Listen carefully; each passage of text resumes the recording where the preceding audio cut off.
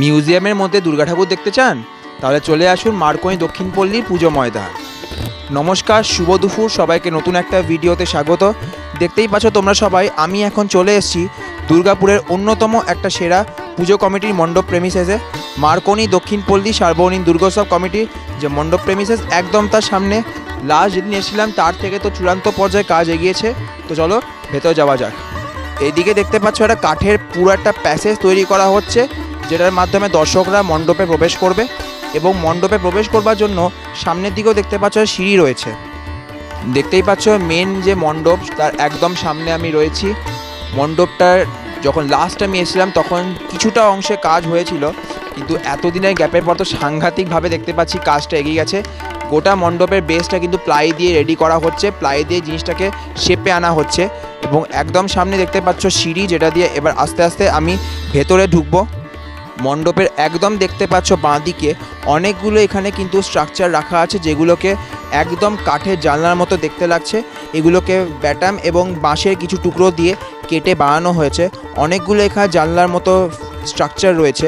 এবার এইগুলোকে কোন জায়গায় লাগানো হয় সেটা দেখার বিষয়। আর এই দিক থেকে একটা প্যাসেজ আছে, যেখানে শিল্পীরা এখন আপাতত কাজ করছেন। আর তারপর এই দিকে একটা স্লোপের মতো রয়েছে, যেটার মাধ্যমে আমরা মণ্ডপে প্রবেশ করব। এবার চলো মণ্ডপে ঢোকা যাক।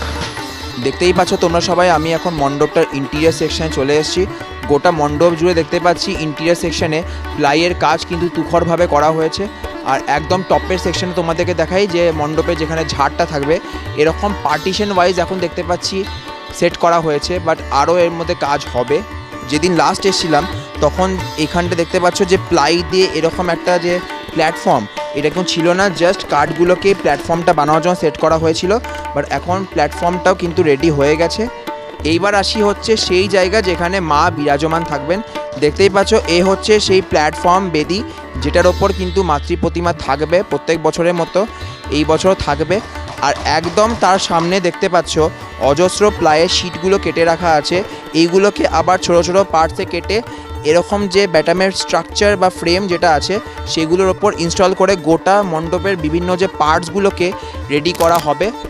তো মণ্ডপের এন্ট্রি আর এক্সিটের সিস্টেমটা খুবই ইজি। আমরা সামনে দিয়ে আসব, তারপর মাতৃ প্রতিমা দর্শন করবার পর মণ্ডপের ডান দিক এবং বাঁ দিক দুদিকেই দুখানা এক্সিট থাকবে, সেখান থেকে আমরা বেরিয়ে পড়ব। তো খুবই একটা সুন্দর সিস্টেম করা হয়েছে, যাতে কোনো রকম সমস্যার সৃষ্টি না হয়। দুখানা এক্সিট তো রয়েছেই, তার সঙ্গে কিন্তু আরও দুটো ছোট এখানে দেখতে পাচ্ছ দু সাইডে ছোট ছোট গেট রয়েছে। এইগুলো হচ্ছে এমার্জেন্সি এক্সিট, যেখান থেকে কোনো রকম বিপদ আপদ হলে এক্সিট করা যাবে। এবং এইখান থেকে কিন্তু ক্লাবের সদস্যরা যাওয়া আসা করবেন পুজোর টাইমে। মণ্ডপের দেখতেই পাচ্ছ আমি একদম এক্সিট সাইডটায় রয়েছি, এবং এদিকেও দেখতে পাচ্ছি বেশ কয়েকটা এখানে ব্যাটামের টুকরো কেটে রাখা আছে।